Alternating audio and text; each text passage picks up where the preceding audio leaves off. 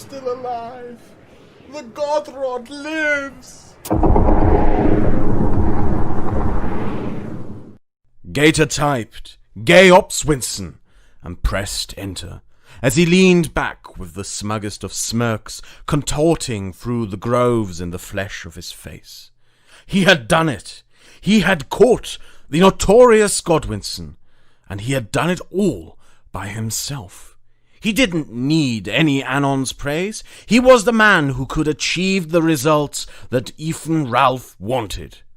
He caught that person, the notorious idol of the image boards, red-handed.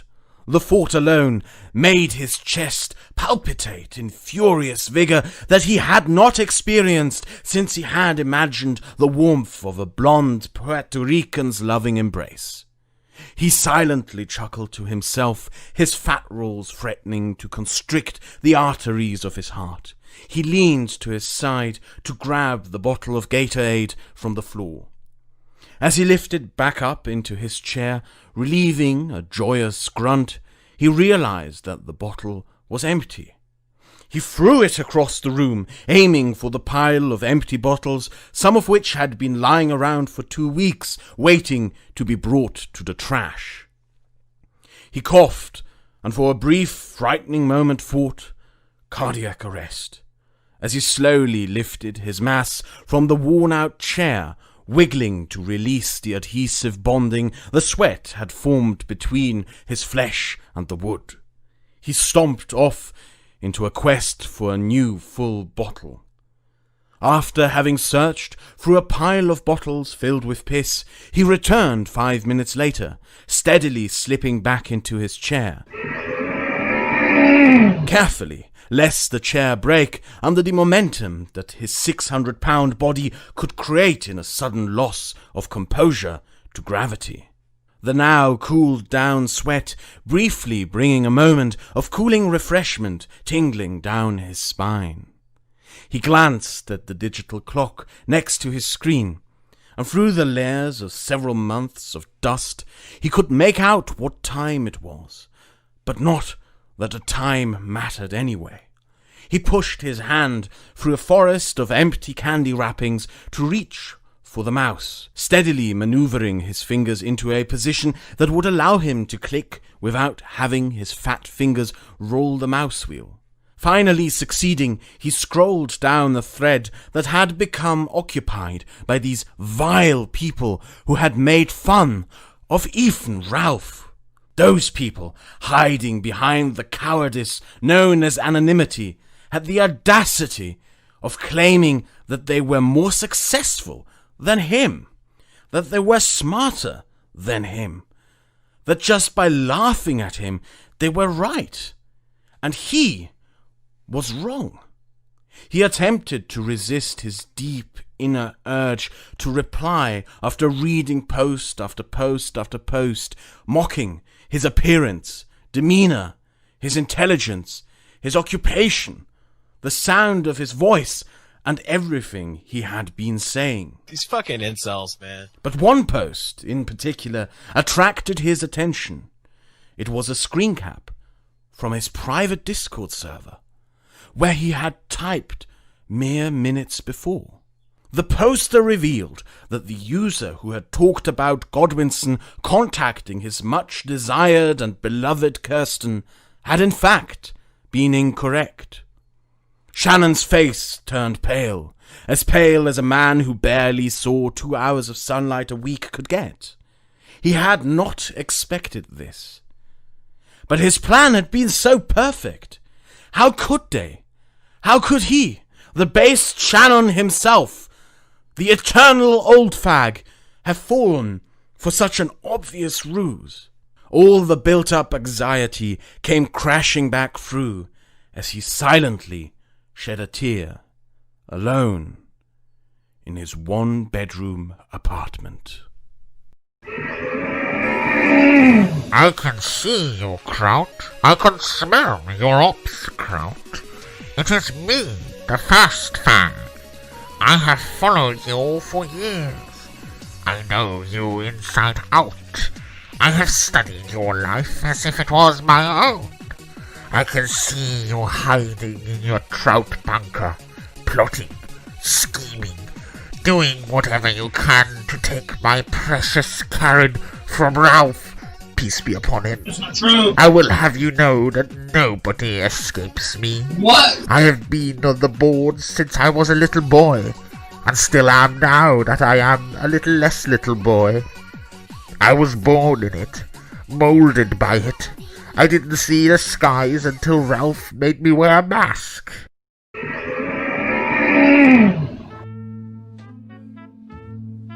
Do not go gentle into that good night. Old age should burn and rave at close of day. Rage, rage against the dying of the light. Though wise men at their end know dark is right, because their words had forked no lighting they, do not go gentle into that good night. Good men, the last wave by, crying how bright. Their frail deeds might have danced in a green bay. Rage, rage against the dying of the light. Wild men who caught and sang the sun in flight, and learn, too late, they grieved it on its way. Do not go gentle into that good night. Grave men, near deaf, who see with blinding sight, blind eyes could blaze like meteors and be gay. Rage, rage against the dying of the light. And you, my father, there on the sad height, curse, bless me now, with your fierce tears I pray. Do not go gentle into that good night. Rage, rage against the dying of the light. Yeah!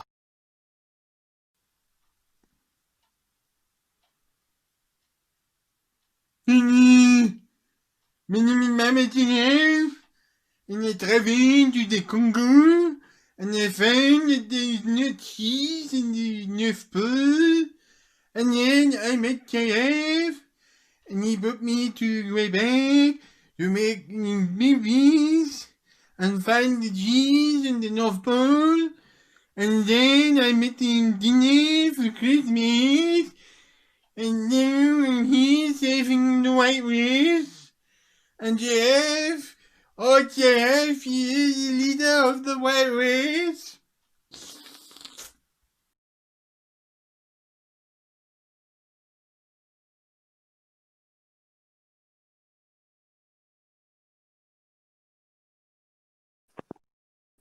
Welcome to This Week in Nectar.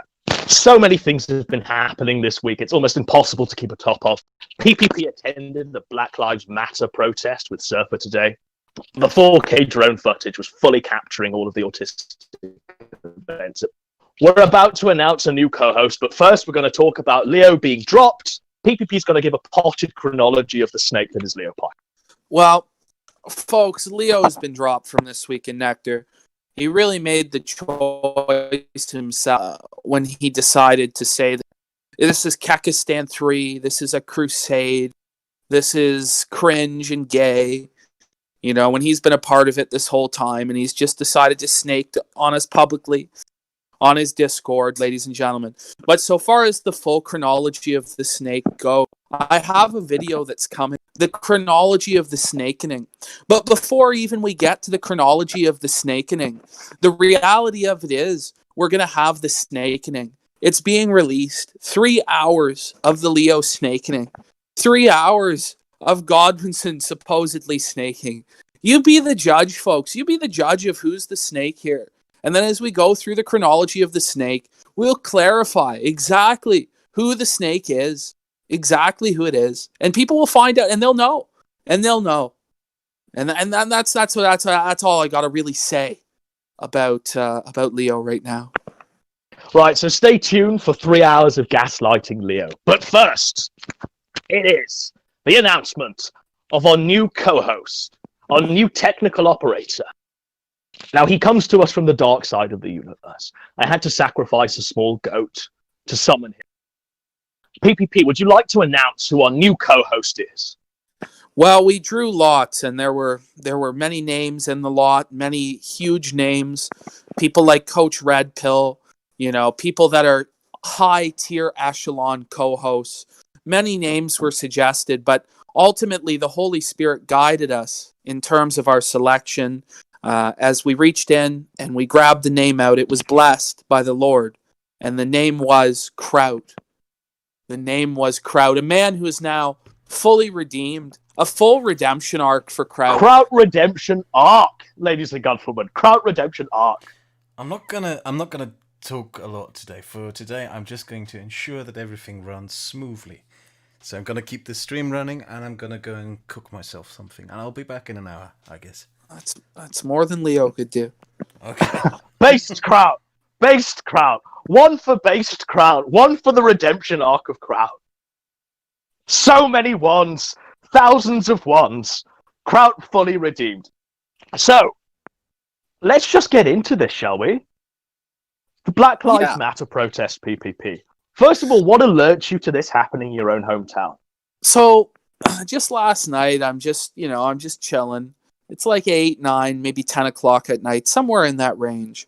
And I just so happened to see on my phone, I see this news article from our local newspaper saying that Black Lives Matter will be marching tomorrow, that 400 people have confirmed that they're going, that they're demanding that the police chief kneel to them or lay down as some sort of like General Zod. You will kneel before Jog!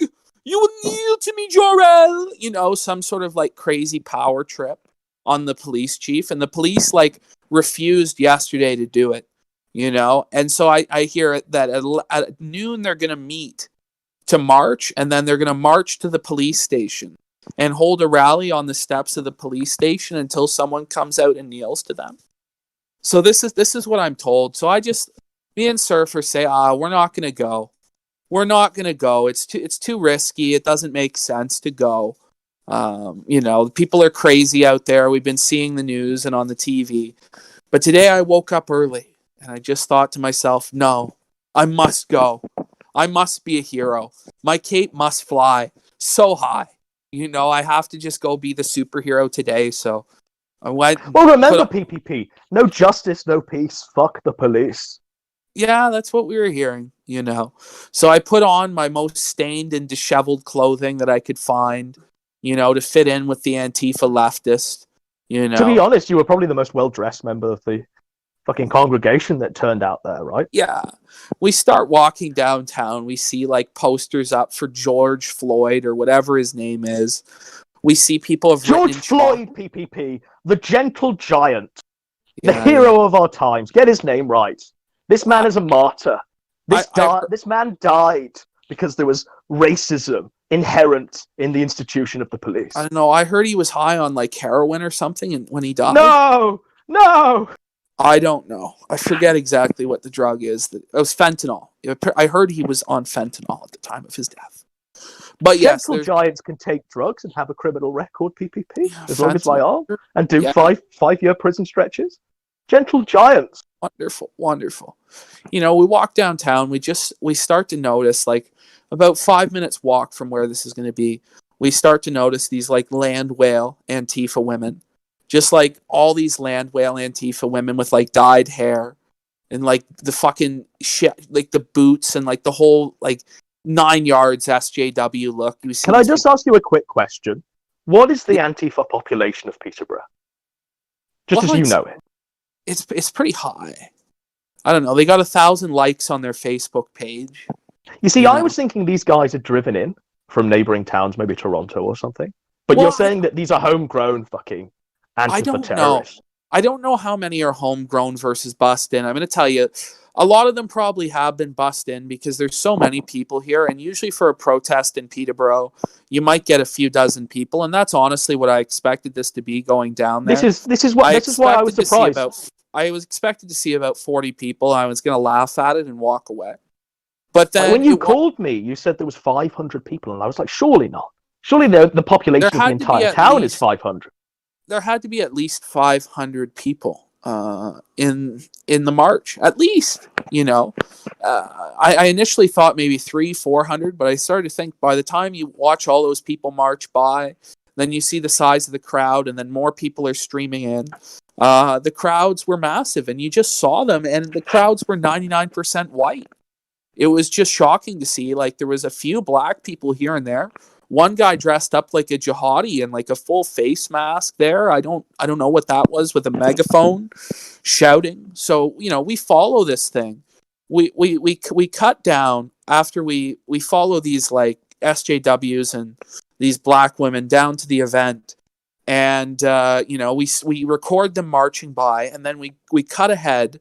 We cut through the mall up and cut them off, and we start to like film the protest marching down to the police station. But then they just totally cocked and didn't fucking march or assemble to the police station. Instead of gathering on the police station steps to demand that one of them come out to kneel, they went to Confederation Park instead.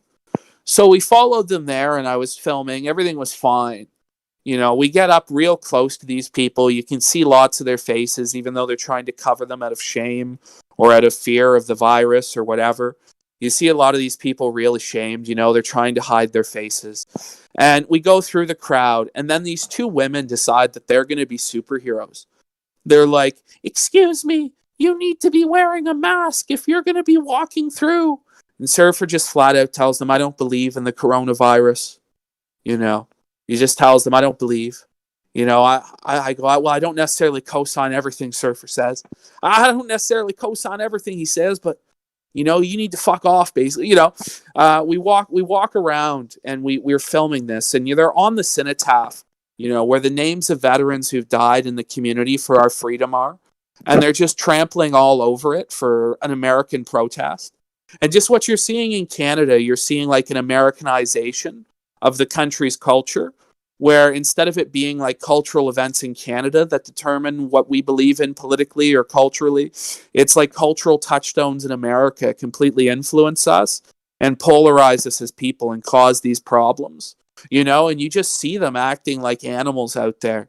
You know what I mean? Well, I had to jump in there. I didn't see any violence. I didn't see any fires. I didn't see any looting. They seemed quite peaceful. Well, Mostly because it was a white protest, right? Well, exactly. When I say that you saw like violence or whatever, I'm talking about in America, But this is the first step, when you start to have these huge crowds of people in the street and they're demanding the police kneel to them, But what's just crazy is that the police commissioner, after we had left, actually knelt to them.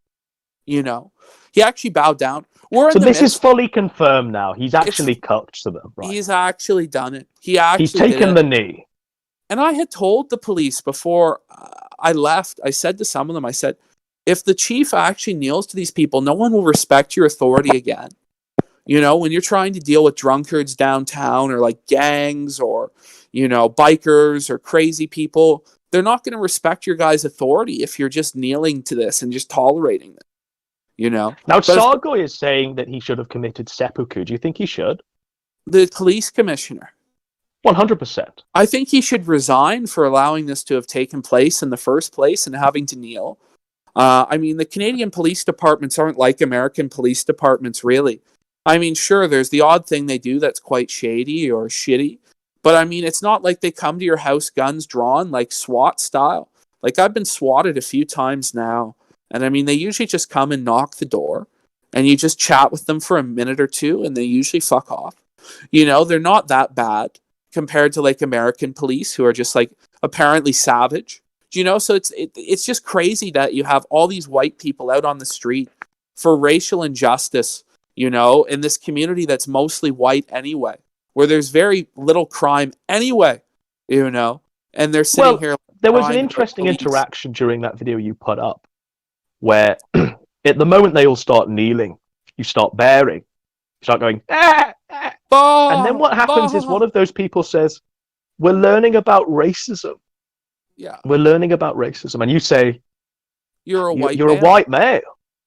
Yeah. So, do you think there's scope for them to learn about racism, PPP, by attending this riot protest?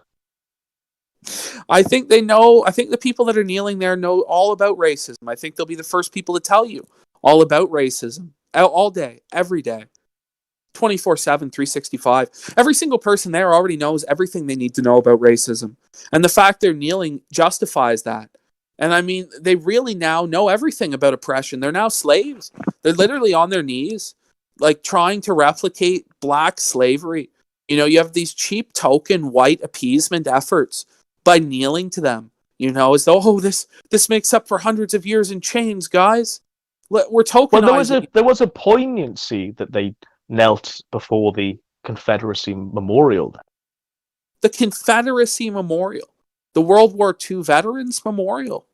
The war that everybody goes back to justify everything. The sum total extent of most people's knowledge of history. Was that not a racist war, man? Oh, it was a racist war. That's right.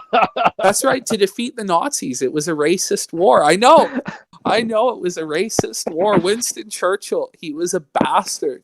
So what's your hot take on the fact that they fled from the police station? They didn't even go to the police station. What, do you think they're cowards, or do you think they are cowards? They just backed off because they didn't manage to get in even enough black people or anybody who had any sort of masculine energy to them or aura to them who was going to be able to tell the police what to do. They just had a bunch of women. It was like 80 to 90% women.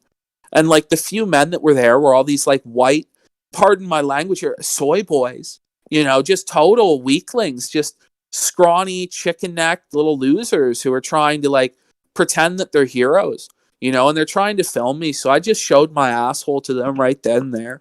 I just pulled down my pants. Now you display it twice, do you not? Yeah, well, because initially when I'm walking away from them kneeling and going, bah, and they're like, no, you need to stay around and see what happens. They're like trying to threaten me. Stay around and see what happens. So then I just pull down my pants and just show them my ass. Like the whole crowd who's kneeling and have turned around, And then later on the street, because I went to go get a Gatorade, I was like Trayvon going to get an Arizona iced tea. And I come back up the street and these thugs, they're trying to film me to intimidate me. So I just yelled at them, you like what you see, and I pulled down my pants and showed them my ass again, and I told them, like, you want to come do something? You won't do anything. And they didn't cross the street to fight me. And I just went safely about my business home, And that's basically what really happened. They're just. Why do you think those two women were so confrontational? I mean, you weren't making a scene. You were just there filming the protest. Why do you think they were so confrontational with you? Because we didn't obey their gay authority concerning the coronavirus. They were like, you need to wear a mask. As soon as they also, I mean, you're supposed to be kept 6 feet apart, and no one was observing that rule. Nobody's observing that, right? So everybody's just full of shit about social distancing or the coronavirus. The newspaper reports are saying they socially distanced. The newspaper reports are saying it was totally peaceful. There was no intimidation. The newspaper reports make no mention of us, which, is positive in a way because I displayed the starfish.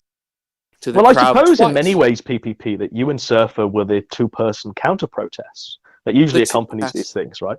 I had to fight them. The headlines are going to read, local white supremacist destroys town, Well, instead of being the 3%ers, it was you and Surfer.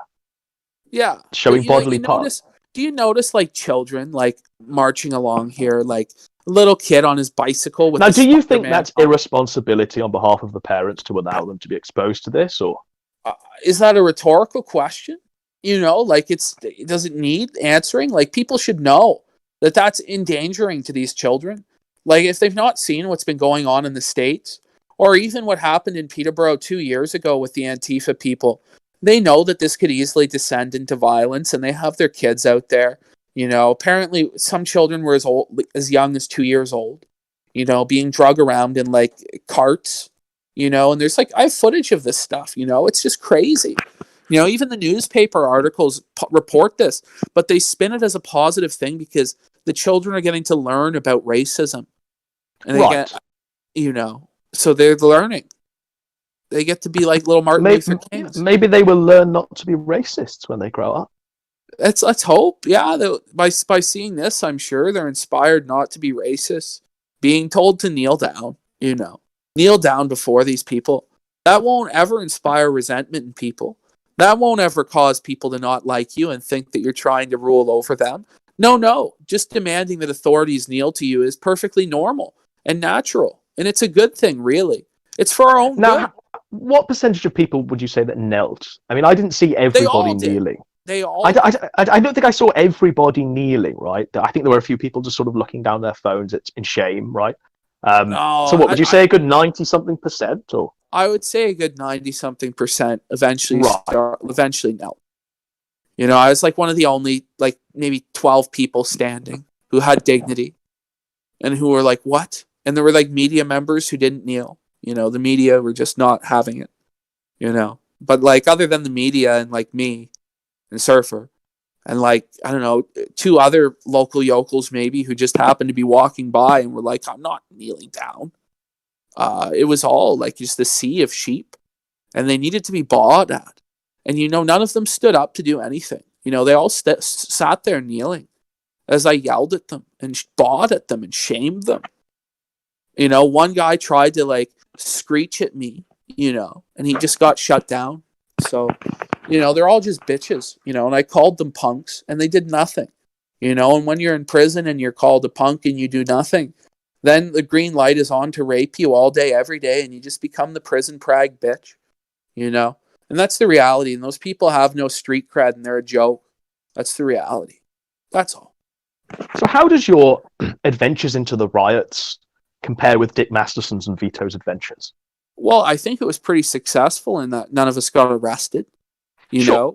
We didn't get shot with bean bags. We didn't get pepper sprayed. I didn't fail to cross an I-beam. I did wade into the crowd with my arms spread like I was like a savior or something.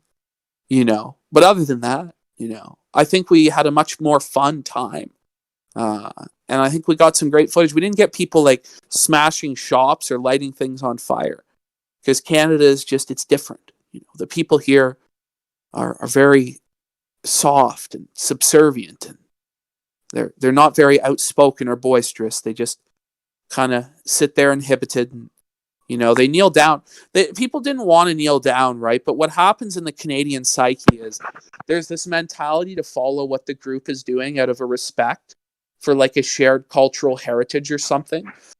People are like, well, we gotta kneel down. Everybody else is doing it. And so like the group mechanic to obey the collective takes over in the minds of these people. And that's why they end up kneeling down. Surfer said he felt it even. I felt it too. You felt the power to kneel? You felt compelled. You felt compelled to do so because but PPP, everybody else no man should doing kneel before anyone except for God, right? That's right, and that's why we did. We retained our dignity. Everybody else fell to the peer pressure of kneeling, and like the first people dropped to their knees. They were so quick to do it. There were people who were eager to do it, and they were desperate, like lapdogs. You saw that one girl up front who really wants to sleep with a black guy. She was on her knees right away, and you just saw throughout the crowd, just slowly people accepting that the peer pressure was going to make them do this or they would have to leave, and I just chose to leave. I said, fuck you, and showed them my So asshole. how long were you actually at the rally there? Well, maybe an hour. Right. And how long did it go on for? It went on for like another hour and a half after that. Sure. And then they just like disbanded. I say, the police chief just knelt down, and then they all just left. Like I say, it was quite a cordial sort of march through the streets, really, and even their chanting was quite tame. I did see, I did hear "No justice, no peace," but I don't think I heard "fuck the police" adjoining that. Well, the newspapers report that they played "fuck the police," right? On their speakers, I guess. But if that's the extent of these people's violent action during this peaceful protest, I think we can let that slide, right? But when we look at other riots that are happening not far from you in Toronto, right, we're seeing a completely different mirror image. And why would you say that is? Well, I don't know. I mean, when you look at the population of Peterborough, you see that it's mostly white, Sure. Students and the elderly, and those people don't tend to destroy property or loot or riot. And there's not as much racial tension just because of the demographics. Whereas in a city like Toronto that's very multicultural, there is a lot of, let's say, like demographic tension between the various ethnic groups that causes it to pop off real quick. Plus, there's millions of people there. So, a small percentage of 1 million people turn out, it's a real problem. Whereas a small percentage of 70,000 turn out, it's not that big of a deal. It's just a few hundred people, What do you think would tip these people that live in your area into violence? I think if they saw somebody that they thought was a white supremacist, like last time they did that, like some like white nationalist guys showed up to the Antifa event and they were wearing like the what was it, the cross of Odin or some shit like this. They were like LARPing as pagans, and like the Antifa people tried to fight them and beat them up, and then they were smashing cars, and they lit like a police car on fire, I believe. They blocked like the elderly and abused them. So I've seen them get violent. I mean, they threatened to kill me and kill Surfer when we were sitting on the steps. We have video footage of all this shit, So it wasn't as bad as the last time, I'll tell you this now. But, it could descend into violence at any time, really. Well, is there likely to be a follow-up protest to this? Or is this it now? They've had their day of learning about racism, and that's it. They've had their 2 hours. They've had the police chief kneel to them, but the mayor hasn't knelt yet. So maybe the next weekend, it's the mayor will have to kneel for the sins of the people. And the mayor's head on a silver plate, right? So when this police commissioner kneeled, right? Did they just start urinating on him and completely take away any shred of dignity the guy had left? Yeah, they just dummied him. He knelt down. He kissed the boot of the black guy with the ISIS kind of face covering. It was tough to watch. Now, in your videos, I've definitely been seeing, or maybe it's just my eyes, but I think I've been seeing like photos of George Floyd on signs asking for justice. Yeah. How many people there were sort of talking about George Floyd? How many people had him in their hearts as they were marching through? I don't think anybody even knew why they were there, really. They're just there. They're just there because they don't want to be inside anymore. They don't want to deal with the coronavirus. So all these people are turning out with their kids, and they're just, we're having fun on a Tuesday afternoon because nobody's working. Woo! There's supposed to be a virus. People are supposed to be socially distancing. Nobody's socially distancing. It's just funny. So it's just an excuse, as you're saying, to just get out of the house, to stretch their legs a bit. Yeah. Now, why was there such hostility that you weren't wearing a face mask? Well, it's funny because nobody there is socially distancing anyway, and like a face mask isn't really going to fucking help you. Do you know what I mean? Like, it's not really going to help you that much when you're in this close proximity to hundreds and hundreds of other people. But they're just upset because we're not obeying their stupid rules about face masks. Well, fuck, I don't have to obey your rules. It's not the law. You're not anything. You're not even a security guard with a license. You're not a cop. You're not anything. So I don't know why you're trying to tell me what I have to do. I actually don't have to listen to you. And if you keep talking, like, you might get punched out. Like, I honestly just wanted to sock this woman in the face and just teach her some respect. When you're just trying to follow people around and like bother them about wearing a face mask. Like, again, you don't have any authority because the government told people to wear masks. You just have no authority. You're just a lowly citizen. Some fat, lowly land whale citizen trying to tell me what to do. I think not. But somebody did give us a mask so that the mob didn't just try and lynch us for not wearing masks and then clap. Now, they handed you the mask because they thought you were standing in solidarity, right? Yeah. That's what you said, right? Yeah. Fuck. Did you show any signs that you were solid with these people other than just walking around with them? Well, of course I was dressed in like filthy clothes, decrepit, hadn't showered in days, just like and they spotted one of their own. Reeked of malt liquor and pot, just, hey guys, I'm just obese and I'm heavily breathing. Like, he's one of us. He has glasses too. Look at him. And they were like, wow, he's one of us. But then Surfer kind of gave the game away. He's, that guy's a Jew or whatever, or these, look, I get it. Women aren't good at math, that's not 6 feet. I know women aren't good at math, but that you need to back up, Surfer. And then the cover was blown. The cover was blown, folks. And then when I didn't kneel, it was just a confirmation that I was nothing but a white supremacist devil who was there to disrupt this protest. And then I was. Well, you were part of the counter-protest, right? Were you aware of any other counter-protest going on? Because very often there's usually a counter-protest that's either set up by Soros or they're George instigated by. Yeah. Yeah. Well, I didn't see anybody just lobbing bricks. There wasn't anything crazy. There wasn't pallets of bricks being laid down, and there FBI agents roaming the area. CSIS agents. I don't think we saw that. Now, you said you saw Toad McJudas walking in line with the old man and the children. Yeah, he was there. Toad McJudas was actually there. We have Toad's docs. We have Toad's full info. We would never ever reveal it or disclose it. But, we matched Toad facially to a man in the crowd.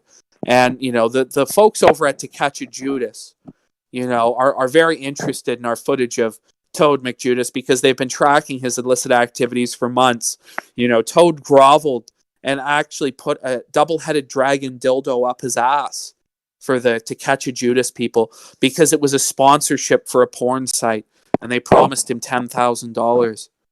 Toad never received his $10,000, but he will be receiving a wellness check from the To Catch a Judas folks, and they will tell him to take a seat and ask him about his Judas-like behavior because we now have verification of Toad in the wild being a Judas, marching with Antifa, marching in solidarity. And what a Judas piece of shit he truly is, selling his soul for 26 pieces of silver, which, by the way, folks, they didn't get this month. Ladies and gentlemen, we got them. They got nothing. No money this month. No money for Jim, for Well, I suppose we should cover that, right? I mean, Yeah. Have you heard anything from Dick Masterson about setting up another alternative to New Project 2, about even salvaging New Project 2? Or is Dick Masterson just walking through the riots now, forgetting about all of this? After his confrontation with Xander, I think he dropped it all completely, right? It's just totally radio silent right now, boys. Fucking nothing. Nothing. Nothing from Dick. I mean, the only update we've had really is from Josh. And he made this post explaining on the pay pig section of Kiwi Farms so that the larger audience wouldn't even see it because he was ashamed. But he basically is like, okay, look, the money is being held for at least 120 days. I'm not going to get any money until then through Dick. So now, guys, what I need you to do is I'm going to get a private payment processor. And I need 40 brave pay pigs to give me $100 a month. I think that's a good idea, to be honest. I mean, as long as it's secret from Vordrak. You just have to keep these things secret. And then he can live and survive in the Siberian wilderness. I think that's a good idea. He just needs to keep it private, I think. Yeah, if it's public, you've got fucking Khan out there, right? After Captain Kirk, we'll follow him like the ends of the earth. Breath, this is it, right? The obsession, the Moby Dick style obsession with Josh. The white whale, Jenny Juice.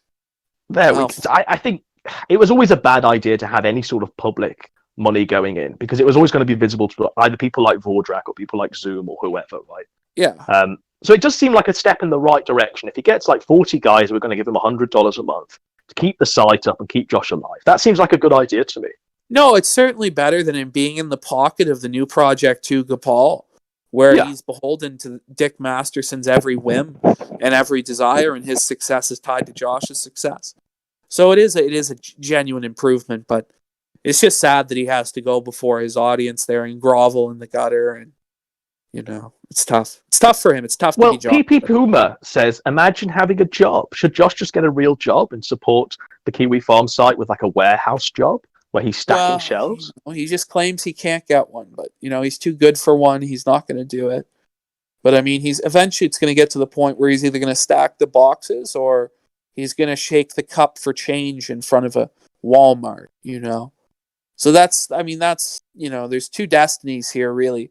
Or, he could just try and clean up his fucking act, hope Vordrak just mysteriously dies in the next few days, I guess, and then his life will be wonderful. But, if that doesn't happen, he's probably going to end up either stacking boxes or rattling a cup for change. I don't want to see that. I don't want to see that, really. No, of course not.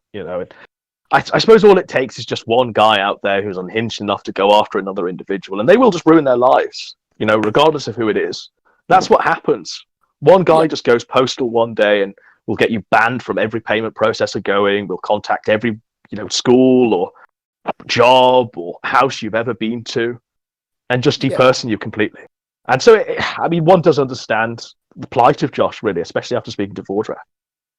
Yeah, it's a tough position for him to be in.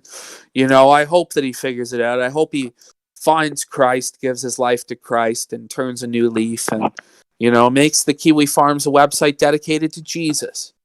instead of trolling. But I think hell will probably freeze over before that time. But you never know. You never know. Maybe Janny Juice can sweep it up in heaven. Maybe, who knows? Now, Odin is saying, what about Josh opening up an OnlyFans? That seems to be all the rage with all of these e-celebrities now. I hear Andy Warski's got an OnlyFans in the pipeline there. What do you think about that idea, man? Well, I think that there's some people out there who definitely going to pay. They'll definitely pay Piggy Josh for his OnlyFans. They want to see him dance and do the truffle shuffle. They want to see Josh's starfish.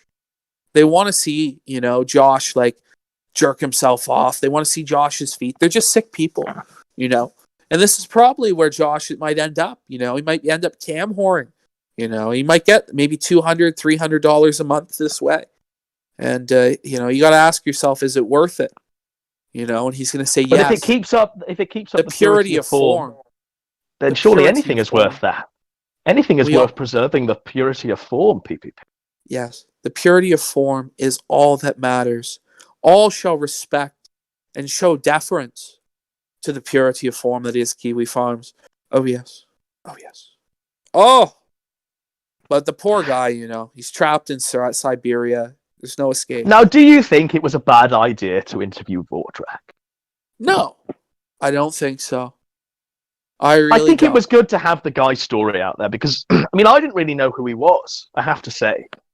Yeah, I thought he wanted to feed Josh to the pigs. I thought it was that guy, really. Yeah, but it turned out not to be. And the guy was turned out to be an even crazier guy. Surprisingly eloquent, surprisingly composed, and well put together. And he had his points, and he hammered them out in a quick succession. And it was bang, bang, done. The thing was, right, every question about New Project 2 definitely worked its way back to Josh in a surprising manner. The guy's encyclopedia. That's why we didn't press knowledge of Josh. The guy has the ultimate knowledge of Josh. He has more knowledge about Josh in his head than Josh probably has about himself. Sure, and this was my take as well. Like, if only they worked together and were friendly, they could probably accomplish. Well, it's just never going to end up happening. But he's just determined to see Josh get wiped out, and Josh has to figure it out. Again, I don't think that by just interviewing the man or asking him a few questions, I have some sort of like new loyalty or association to that guy. I just wanted to see what his take on things was because... And this was my thing as well. Like, I didn't know the guy's story. I haven't got the patience or energy to go through the 400 pages on a Kiwi Farms thread to try and work out who this guy was. And the ultimate great thing about it, of course, is that it's led to the snakening. It's led to all things being revealed. Yeah. It's led to Leo crying and hyperventilating that we should scrub the audio of him talking. In the interview. So because he doesn't want to be associated with Vordrak. It's led, and the showdown and the audio. Even though the guy, Leo's like Vordrak's friend. There's a 3-hour audio tape of Leo recording Godwinson trying to snake him, folks. And it's going to be going live soon, folks. It's 3 hours of gaslighting Leo. It's amazing. You're going to have a great time. There's some great stories in there. No, Godwinson, no. You are totally forthright in that conversation. You're all going to have a great time. And then I think you're going to give your take on afterwards, aren't you? The chronology of Leo Pirate the Snake? Yeah, we're going to build on the chronology there. We're going to get it set up nice and good so that everybody can exactly understand what's taken place, what sort of just absolute disgraceful snakening that we have just seen in the last fucking couple of days.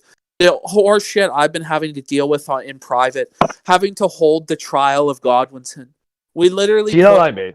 We literally put Godwinson's on trial. Literally on trial. We had to put him on trial. Godwinson was in the dock. Leo as the prosecuting attorney, and I have to judge this.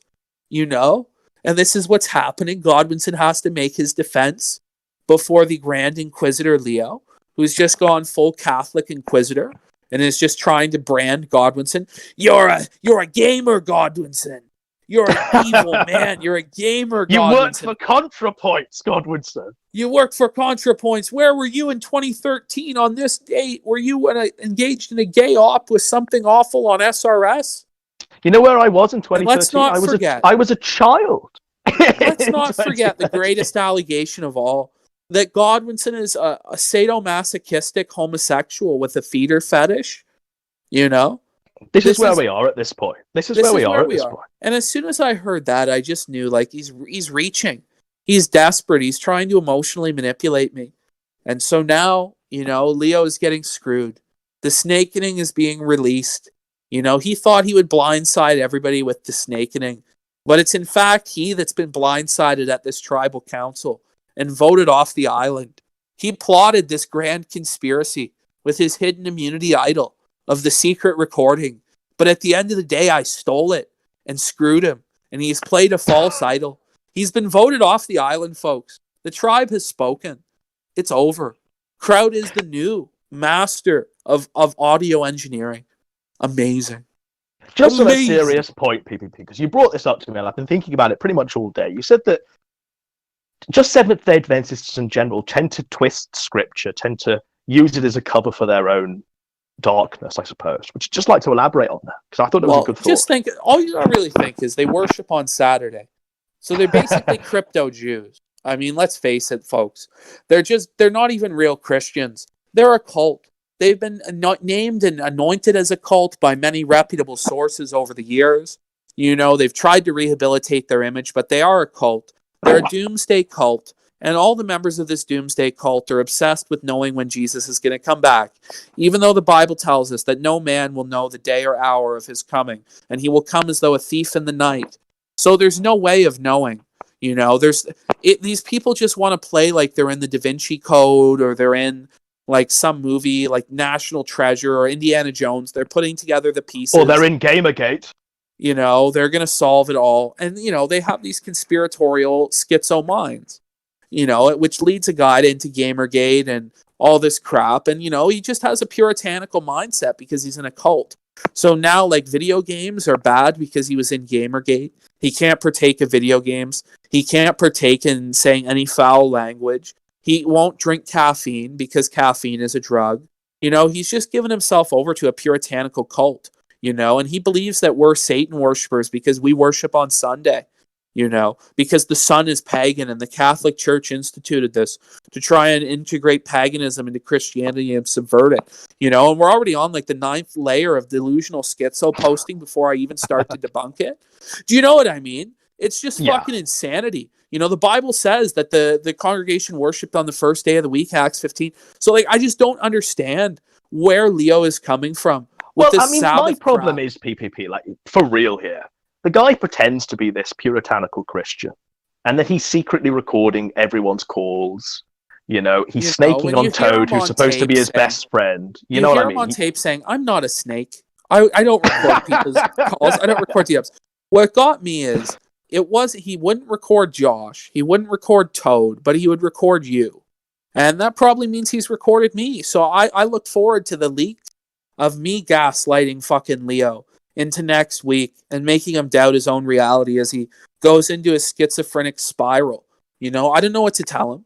Like, he's going to release these tapes. He thinks he's a real hero because he recorded us. But at the end of the day, there's really no difference between us and these recordings and us in real life.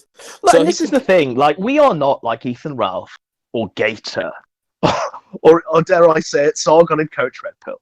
We are the same people we are here than we are in private, are we not? Yeah, no, it's exactly the same. I mean, we're just talking in private, and now that we're talking publicly, it's just a mere extension of the previous private conversations we were having.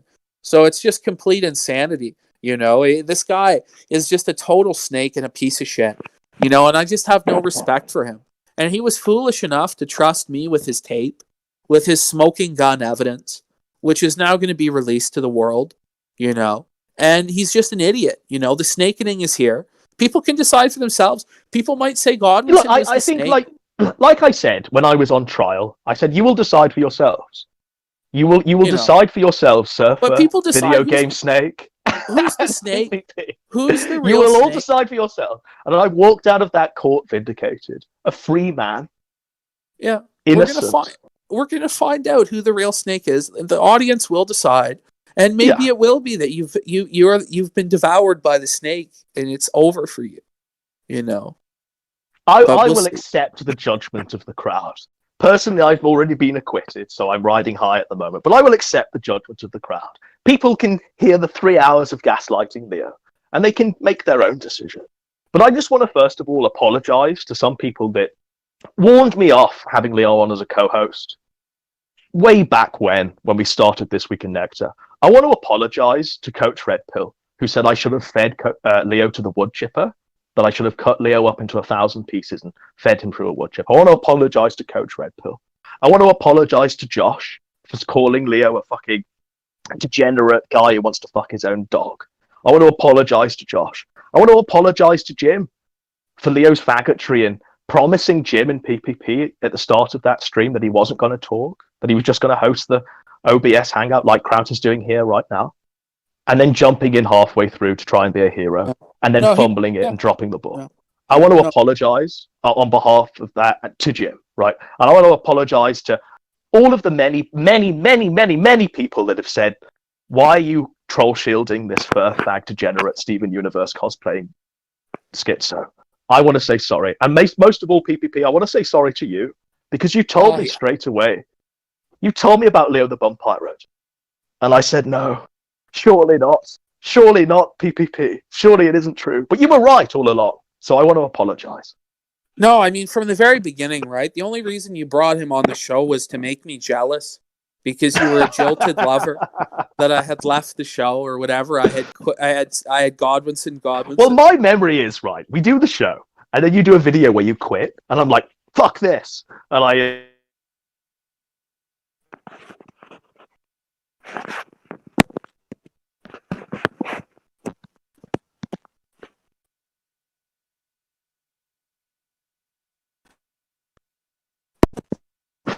Yeah.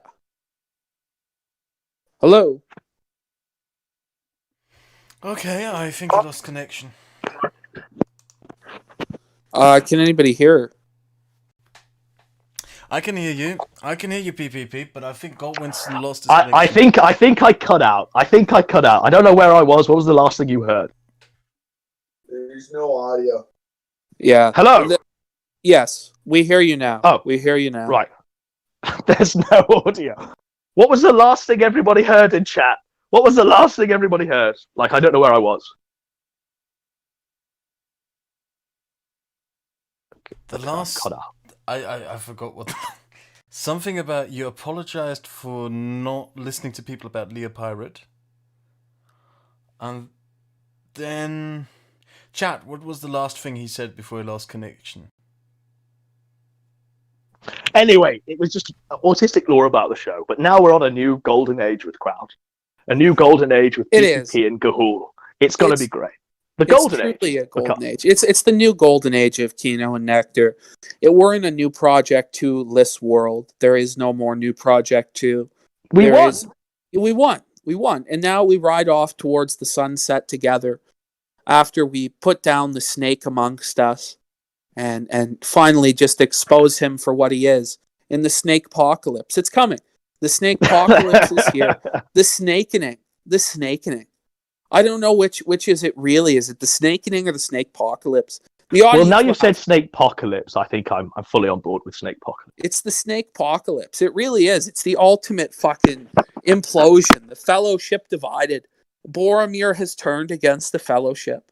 Boromir has tried to seize the one ring of clout for himself and has now become embarrassed and humiliated and exposed as a snake. It's tough. And there we go. I think that's pretty much the show, unless chat wants to say anything. People are saying expose the grifters. People are saying snakening is better. People are saying the snake will be driven from the garden. People are saying the one starfish and swab the deck and snakes on a plane crashing into towers. People are just spamming F. So I think that's about the end of the stream. Crap, do you have anything to say about being awarded this honor of being our co-host on This Week in Nectar? I'll just try to keep the show running as well as I can. Based. Kraut redeemed. Kraut fully redeemed. Don't you agree, PPP? Exactly. Kraut's a legend, and Kraut is going to help us burn it down. It's all being destroyed. The truth is all being revealed. The true snake is going to be exposed in the snake apocalypse. It's here. It's so you committed to snake apocalypse there. Standing on the edge of the snake apocalypse. Leo in a fursuit. Oh fuck. Look, I mean, Cautionary tale. If 10 years ago you set upon your own family pet and decided to have sex with the family pet, don't become a Gamergate icon. Don't self-insert yourself into a drama, continuing dramas 10 years down the line, because people will just find out that you fucked your dog 10 years ago. And this is the fate of Leo Pirate. No! Oh, Lord, no. Godwinson, say it ain't so. Well, the guy is somewhat trepidatious about the Kiwi Farms thread, so I don't know what's in this guy's past. I just think he's a total degenerate. But that's by the by. We're in a golden age! A golden age! And I want to thank you all for keeping with us. The truth is out there. Watch the skies. Juice. Is there anything you would like to play as an outro? Outro, I should say. Oh, you can play the bloody riot footage that PPP took today. The Black Lives Matter versus PPP. Right, I'll play that then. Okay.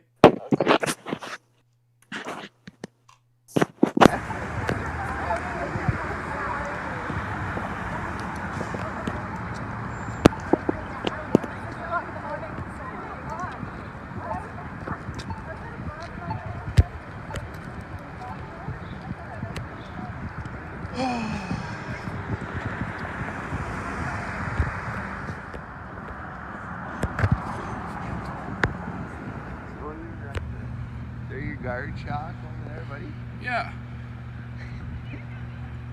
Is Charlottesville drift about to happen?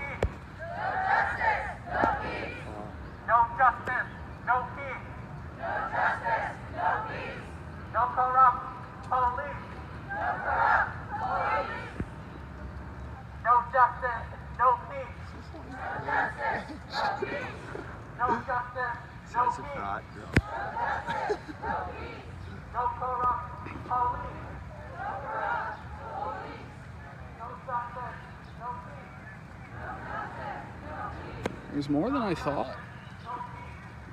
How many of them are locals, though? Not as many as you'd think. Well, I wouldn't think very many, buddy. Yeah, none of them are local. There's a professional photographer sneaking in the back. Look at them go, though.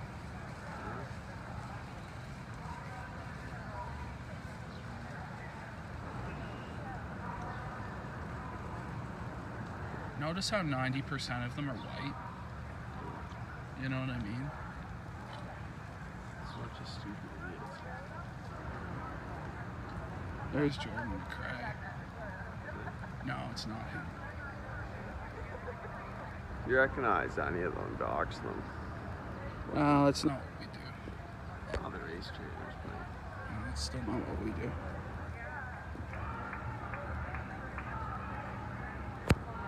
So once we get to the tail end of this procession, let's try and cut them back up off at Water Street. Because it looks like there's not many left. They're starting an I Can't Breathe chant.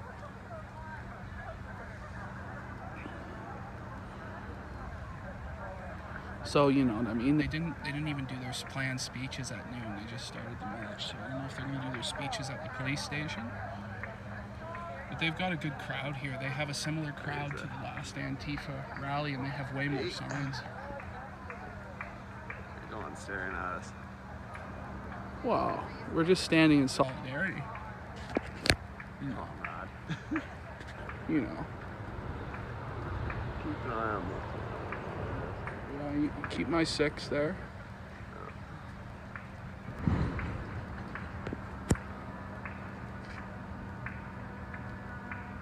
Murdered for $20. There's Toad McKeno. Toad McJudas.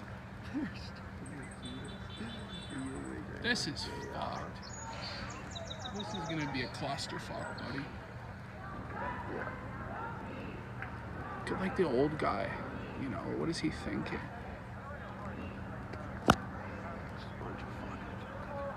Like, what is this guy thinking?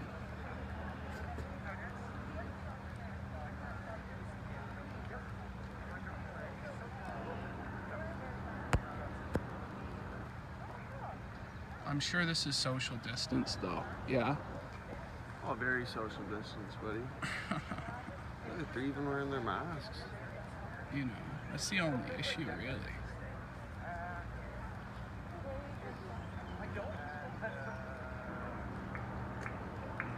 But these people are just, like, dumbfounded. They're like, what the fuck? What's happened?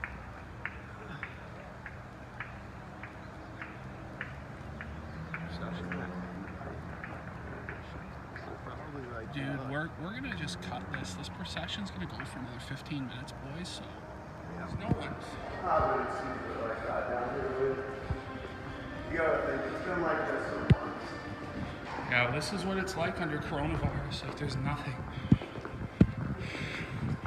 Hundreds of people outside. I gotta say there's at least 300 people. Maybe 400 or 500 people have turned out.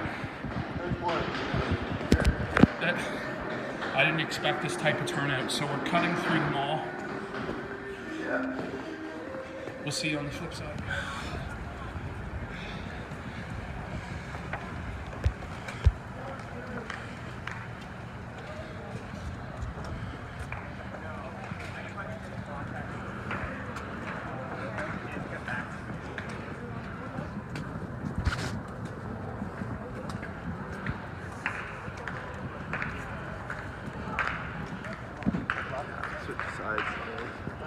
Yeah, because there's more coming up the street, yeah?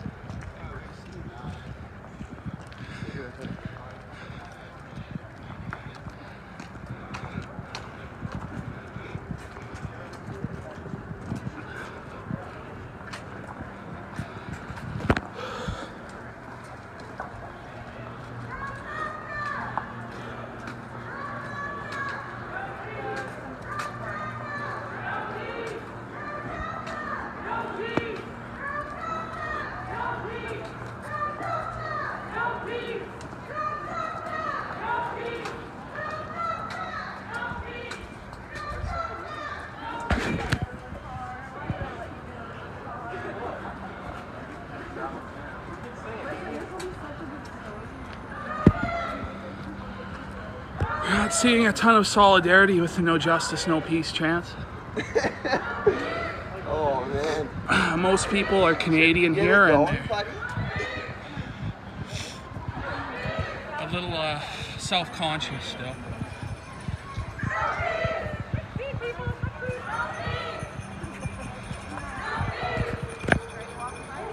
I guess we're just gonna. I guess the law is lost. I guess. No, they're doing a good job. They're doing a nice job. Lots of fingers. They're not going to strike. They're going to wait till stricken before they strike. These are having presence and they're being friendly, you know? They're doing everything they can to let people protest.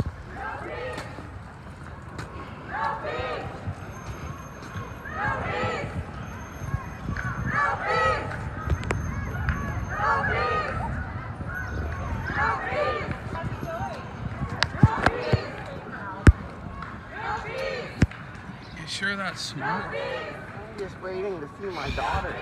You know, like, what a dumb I think it's smart to bring your 8-year-old boy out. Oh, look at your older sister. You know. I don't know what to say. Oh, No peace!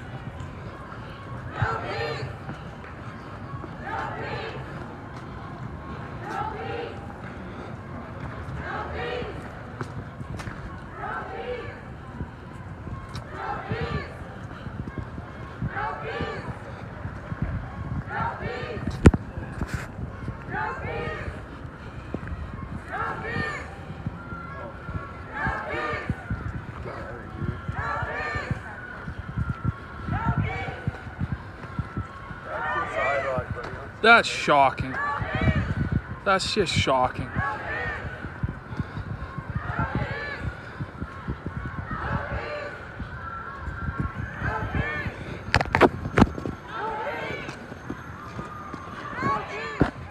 The rally is scheduled for the station. It's now being moved over to Confederation Square, less than a block away. There's a liaison from the police across the street. It doesn't appear like he's kneeling, though. Doesn't appear that man's kneeling either. So there's no solidarity from the police today.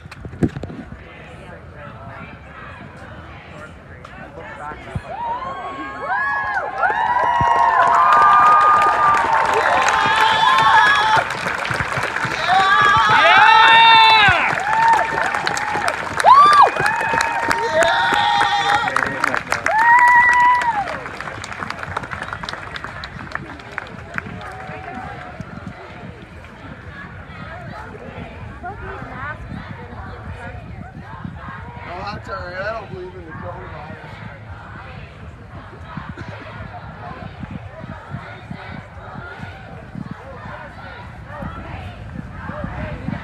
Yo, bro, we got a couple superheroes telling us we need masks to protest. Right, I'm sure.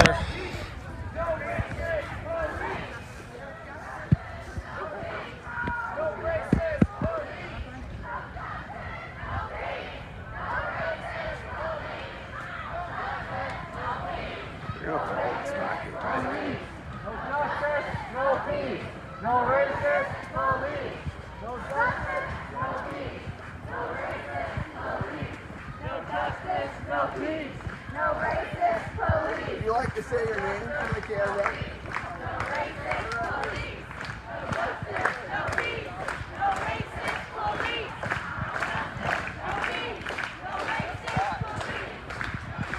Okay, what you have to understand, right? We're independent journalists who are trying to cover this situation.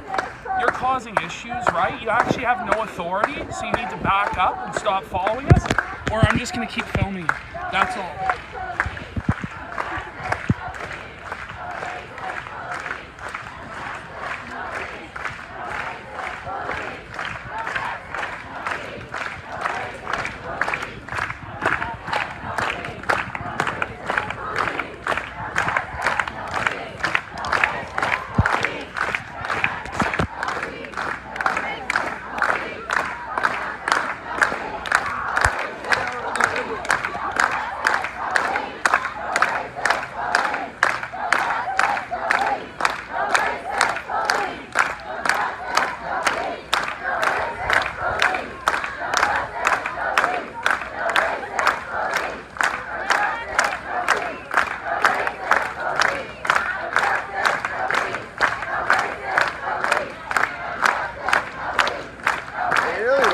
It's like they want the D or something like that, but they're not going to get it. Just look at them.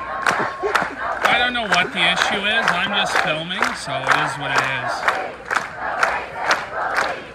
It's about unlawful force used to detain somebody with the police force. I'm glad you're letting us know.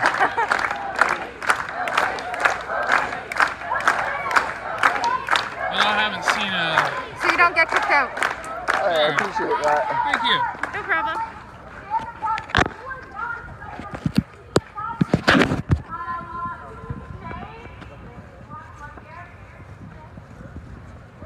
You hear that? They want you to back up 6 feet.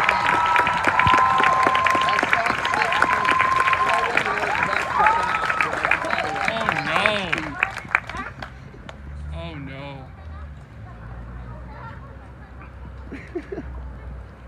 I don't necessarily avow everything that Surfer says. Well, I certainly don't. I certainly don't.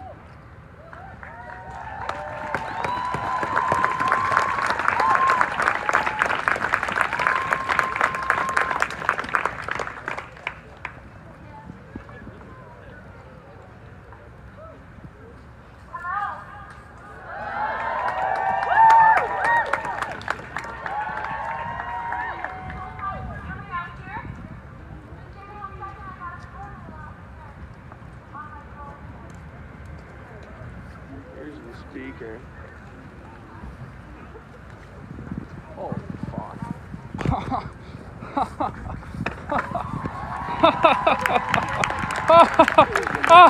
Oh, no way. Holy shit. Bah! Bah! Do as you're told. Bah! Yeah, I'm sure you're learning about racism, pal. You're white. Yeah, that's why I need You're a white male! Oh, he's probably a Jew, buddy. No, I don't think so. You see this? That guy there thinks he's a hero. Maybe he watches the show. You know, you think he knows who Surfer is? How goes it there, buddy? You like what you see, pal? You like what you see, pal? You like what you see? Come do something. You'll do nothing, you punk. You'll do nothing, punk. Punks?